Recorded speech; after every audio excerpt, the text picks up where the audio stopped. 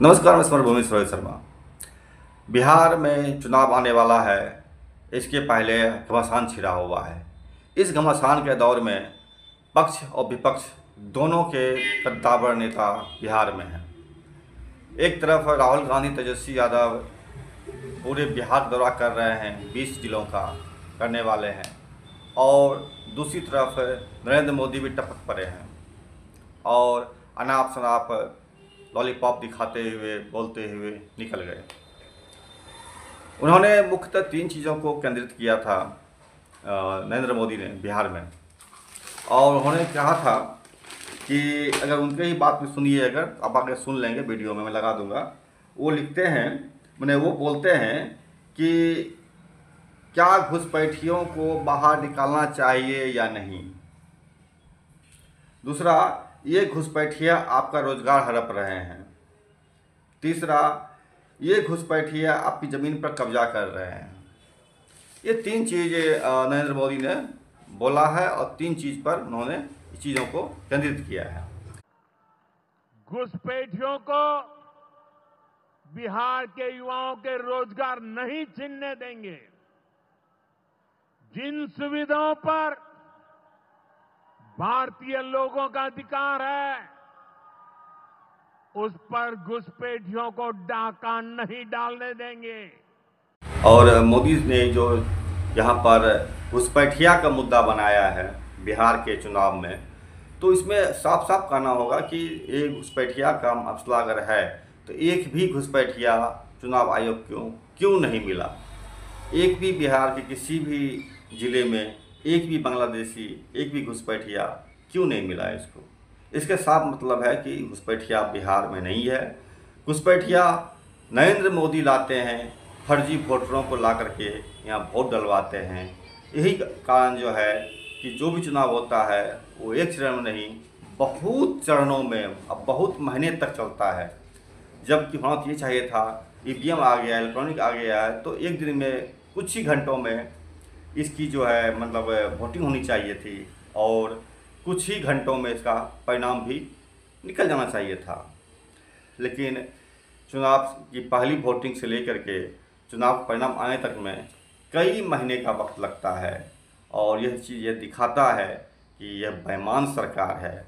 यहाँ पर घुसपैठिया कोई नहीं, घुसपैठिया भाजपाई है, घुसपैठिया नरेंद्र मोदी है, चुनाव आयोग है।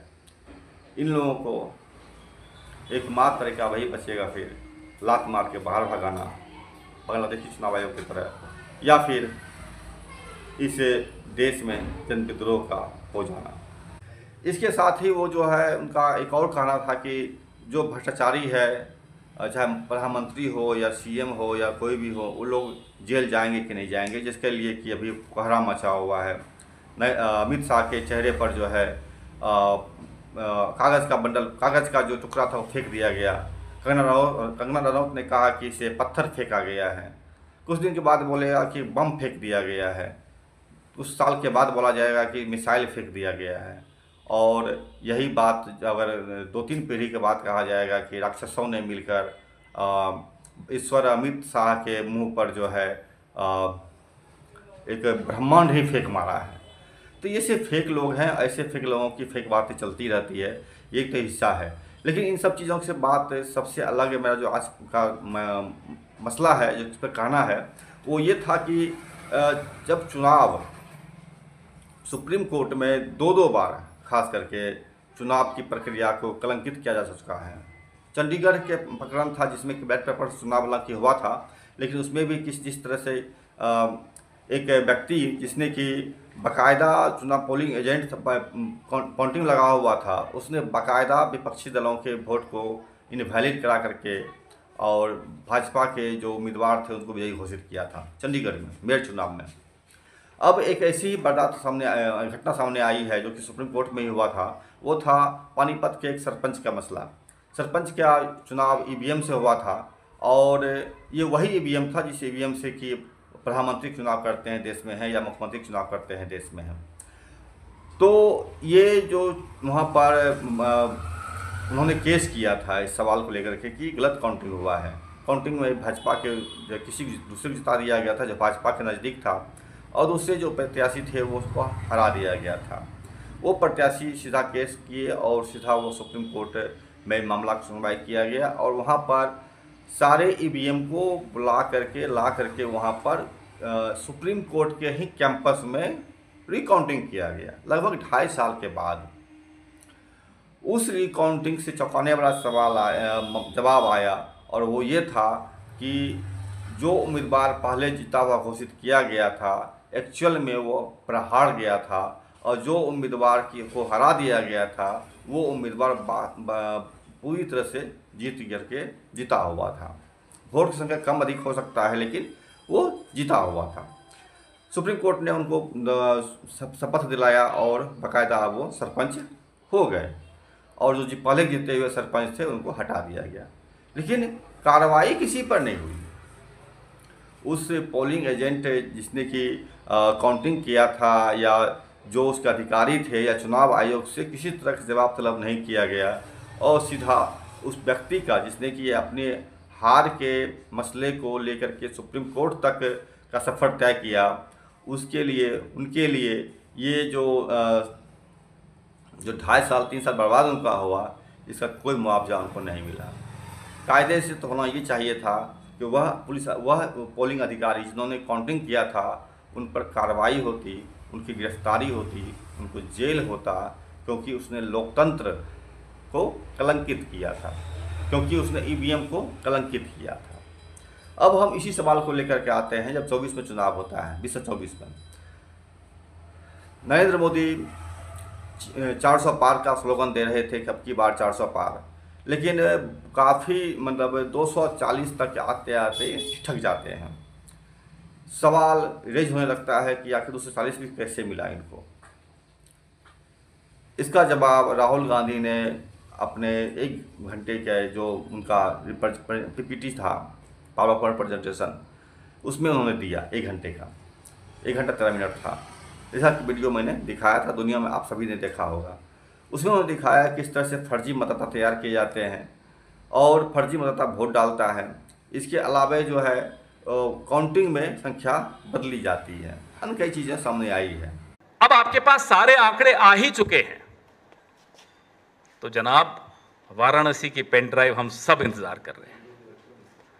प्रियंका गांधी वाड्रा जी के लोकसभा क्षेत्र के लिए अनुराग ठाकुर जी हंसते हुए उछलते हुए बोलते, देखिए 93,000 फर्जी वोट।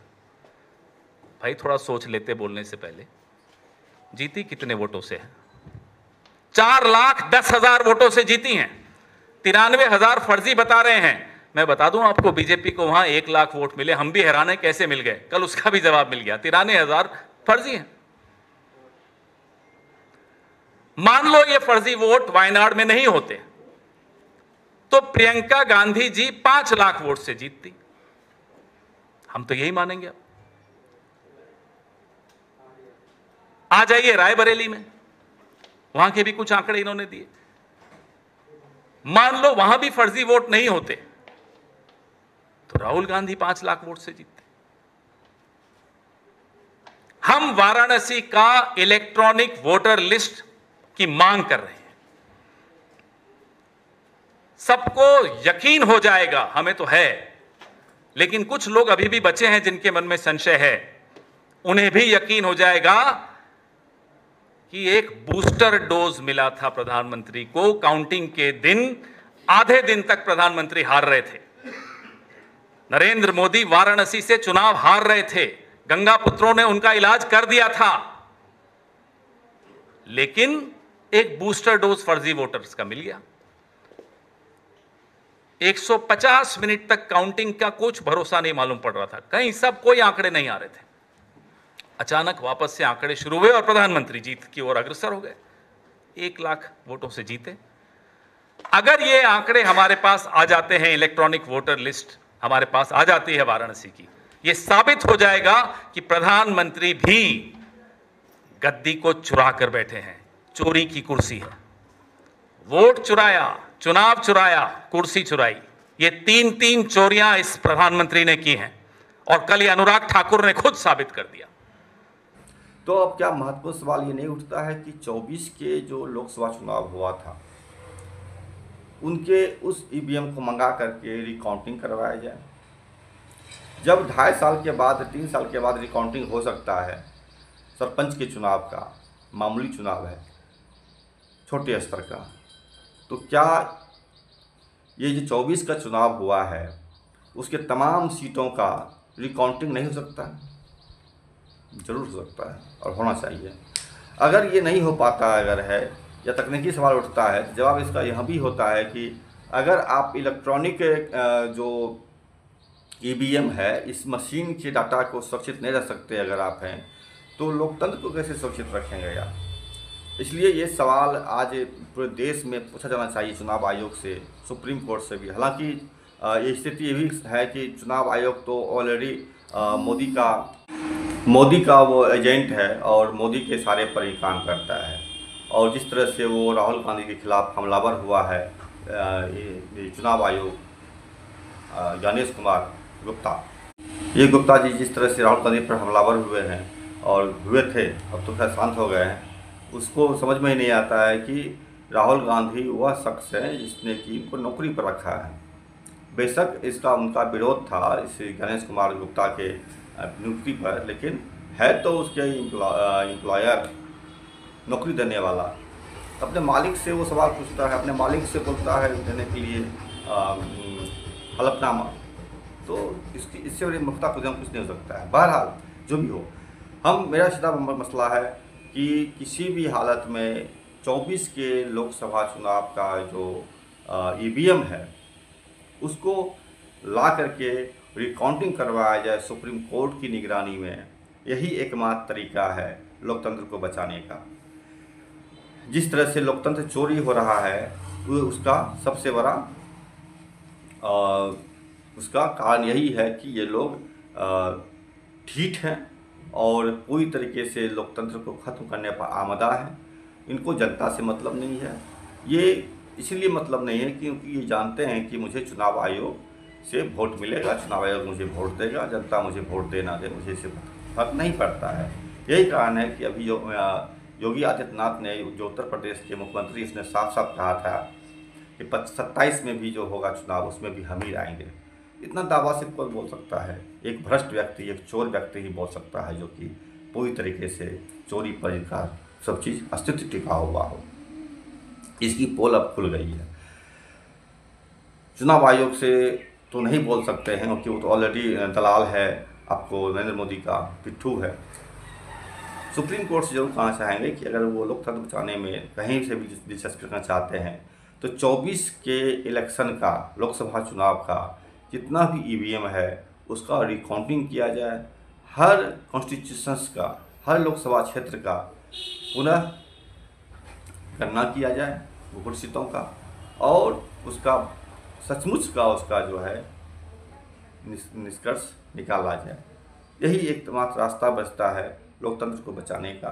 अगर सुप्रीम कोर्ट कहीं से भी जरा सा भी उसके अंदर में बची हुई है, अगर ये लोकतंत्र की आत्मा, अगर उसकी आत्मा कुत्ते की नहीं बन गई है, तो उन्हें निश्चित तौर पर इस दिशा में कदम बढ़ाना चाहिए और उनको लोकसभा चुनाव का जो ईवीएम है उसको ला करके रिकाउंटिंग करवाना चाहिए। ये जनता की तरफ से भी मांग उठ रही है और मुझे लगता है कि विपक्षी दलों की तरफ से भी यह एक जायज़ मांग है जो होनी भी चाहिए। सरकार को ऐसा करवाना चाहिए। विशेषता सबसे बड़ी चीज़ होती है। विशेषता अगर ख़त्म हो गई, अगर साख अगर ख़त्म हो गया आपका, अगर तो जनता फिर आपको, जैसा कि संजय सिंह ने कहा था, जन विद्रोह ही एकमात्र रास्ता बचेगा और फिर सड़कों पर जो स्थिति बनेगी वो ना तो मोदी सरकार संभाल पाएगी ना ही कोई और। जब अंग्रेज़ों को भगाने में यहाँ के लोगों को बहुत देर नहीं लगा, तो मोदी का तो खैर कुछ ही साल का मसला है, इनको भगाने में कितना टाइम लगेगा। नमस्कार, चैनल देखिए, लाइक कीजिए, सब्सक्राइब कीजिए, शेयर कीजिए, हमसे जुड़े रहिए।